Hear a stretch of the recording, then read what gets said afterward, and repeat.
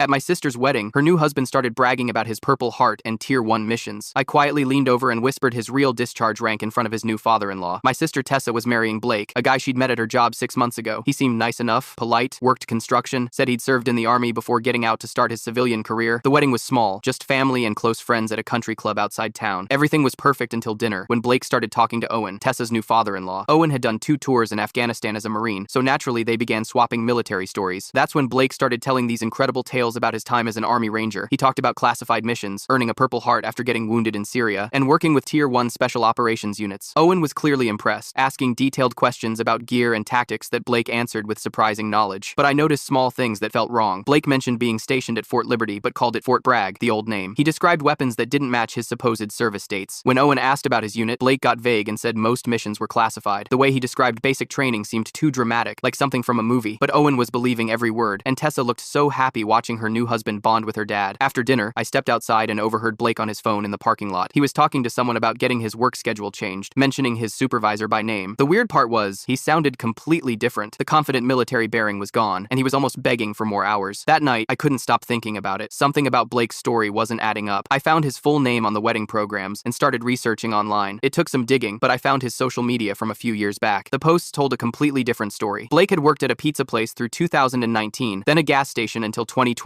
No photos in uniform, no mentions of deployment, but there were posts about job applications getting rejected, and one from 2020 where he mentioned being turned away from military recruitment because of a medical issue. I found a local news article about a construction accident where Blake was quoted as a worker, with no mention of military background. The more I dug, the clearer it became that Blake had never served a day in the military. Every story he'd told Owen was completely fake. I spent the week trying to decide what to do. Tessa was so happy, and Blake treated her well. But thinking about Owen, who'd served 2 real tours, listening to Blake's fake war stories and feeling that soldier connection felt wrong on every level. The opportunity came at Tessa's birthday dinner the following week. Blake was there with Owen, and he started the military stories again, this time talking about receiving a commendation from a general whose name I'd looked up and found had died years before Blake claimed to meet him. Owen was sharing his own Afghanistan memories, completely buying into Blake's lies. I couldn't let it continue. I leaned over to Owen and whispered exactly what I'd discovered about Blake's real military record.